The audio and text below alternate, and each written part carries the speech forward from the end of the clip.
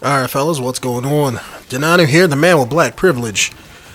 And just minutes away, well, not minutes away, minutes from watching the Bethesda E3 conference, and figured I'd make a commentary video about it. Why not? It is what it is. And I know I say this a lot when I talk about my impressions and reveals and things like that, but I'm not impressed. Nothing at the conference really wowed me except for like maybe one thing, and everything else was kind of like It's started off with like them talking about Quake and how they were going to bring Quake back, and I don't think they didn't show any gameplay of it, but it sounded like they were trying to turn Quake into Overwatch. And I even made a tweet about it when I seen it when I was watching it. I was like, I'm not sure how I feel about that. Like, don't get me wrong, Overwatch, I guess, it's cool, but me and Quake go way back, YouTube. Quake for me it wasn't the first FPS I played, but it was one of the first. I think it was like maybe the second or third FPS that I played, and I really, really did love it.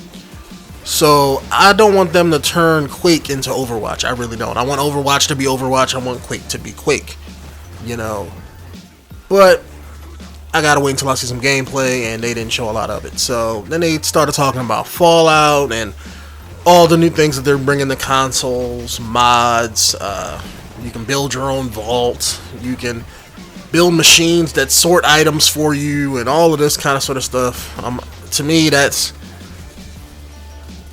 If I want to play mods, I'm going to play on PC. At the end of the day, that's just the way it is. I mean, console, I guess, is cool for you console guys if you guys play it, but, if that's your first time going through that kind of sort of stuff, okay, then, it is what it is. But me, no, that doesn't, that doesn't get my blood pumping, because there's bigger and better mods on PC. So I was expecting, them to announce like, alright, here's our new DLC, whatever it is. But they didn't do that. Let's see what's next. I actually wrote a list this time. As I was watching, I was taking notes and stuff, so I'm prepared. Skyrim is getting, I don't know if it's a remastered or like an HD remake or something like that, but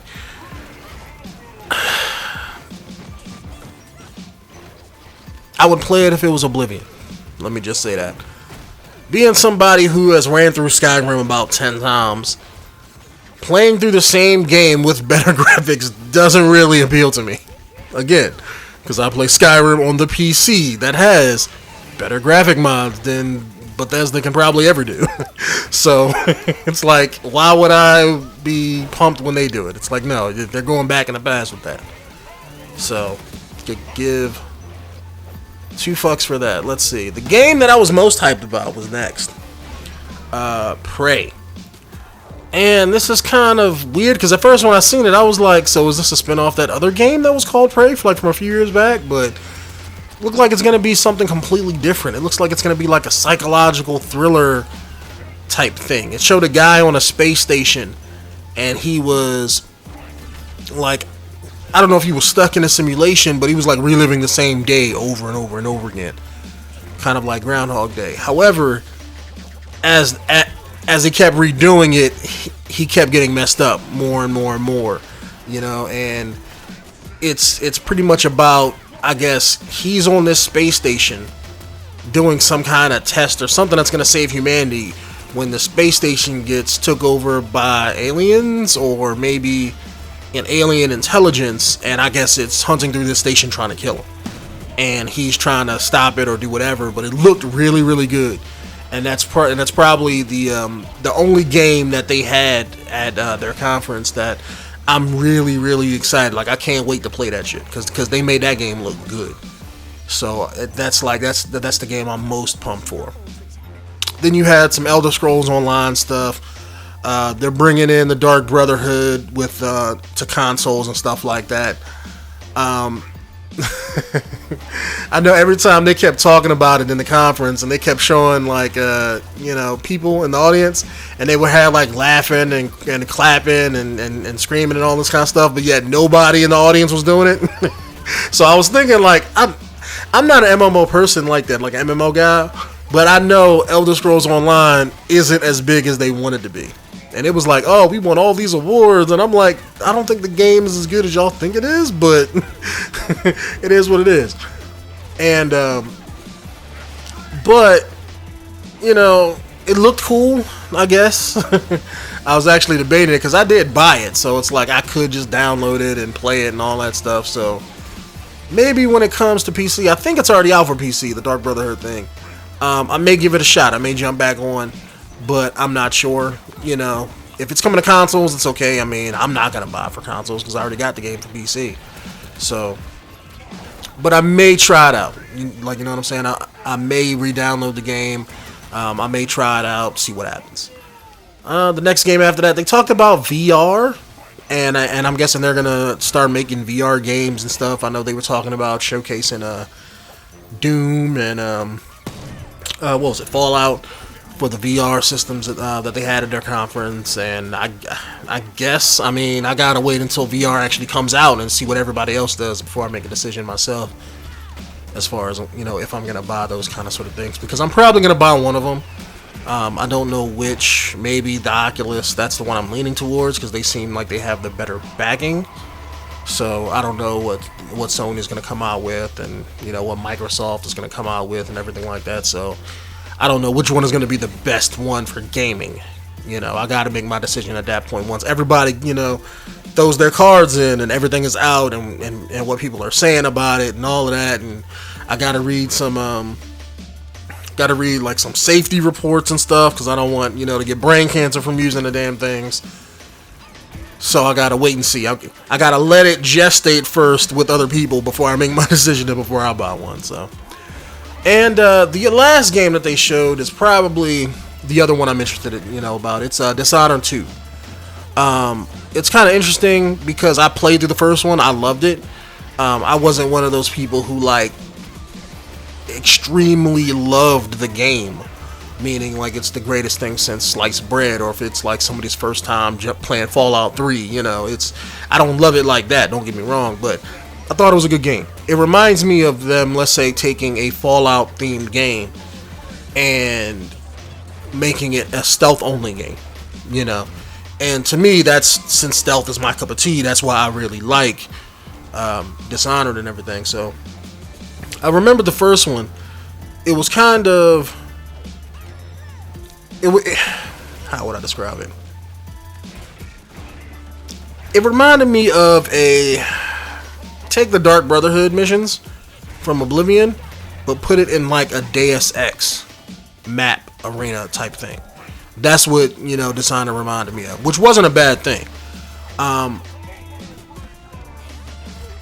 think they just kind of made up the story, because if I remember right, at the ending of the game, depending on how you play through the game, the girl, your daughter, would actually become I'm not gonna say benevolent, but she would either become a nice ruler or like realize that, you know, you got to kill a few people to get the job done sometimes. And I think in my game, that's what she became, because I didn't go around not killing people. You know, I killed everybody I came across and then some. So she was going to be like an evil little bitch when she grew up. So in this game, I would like it better if, let's say, her personality depended on that ending of the first game. Like if they did like a Mass Effect thing where they took your ending from like the previous game and rolled it over, I would love that. But from a dynamic storytelling perspective, I can understand why they don't, because then you got to make like 3 different voice tracks for like the same fucking character, and it's just a lot more additional work that they would have to go and do. So, but in this game, I guess you can play as Corvo, or you can play as his daughter. And I think I heard the guy right when he said that you have 2 different power sets. Like, she gets different powers than what Corvo has. I'm assuming Corvo either has the same powers he had in part 1, and his daughter gets different ones. And from a gameplay perspective, that's interesting to me, because now it's like you're forcing me to play through the game twice. You know, because if she gets different powers that, let's say, Corvo can't get, You know, that's 2 different Let's Plays I gotta record when the game comes out. That's making more work for me. Because, I mean, I would want to play her because her powers look badass and they look more, how would I describe it? More sneaky like, you know, like, they're tailored towards infiltration, sneaking, messing with people, you know, messing with people's minds, things like that. Whereas Corvo's is more like, I'm just gonna teleport to you and stab you. Although he had a lot more extra stuff he could do too. So if they break up the dynamic on that, let's say she's more sneaky, he's more offensive, then, you know, then that makes for an interesting playstyle, because that's gonna force everybody who buys the game, if they want to see his side of things, or if they want to play the game a certain way, you have to pick which character you like. And that's going to force people to play through the game twice to see everything that the game has to offer. So, but outside of those games, like I said, the only really ones that I really care about personally is Dishonored 2 and Prey. Everything else was kind of like, whatever. They even talked about like an Elder Scrolls card game. I was like, really?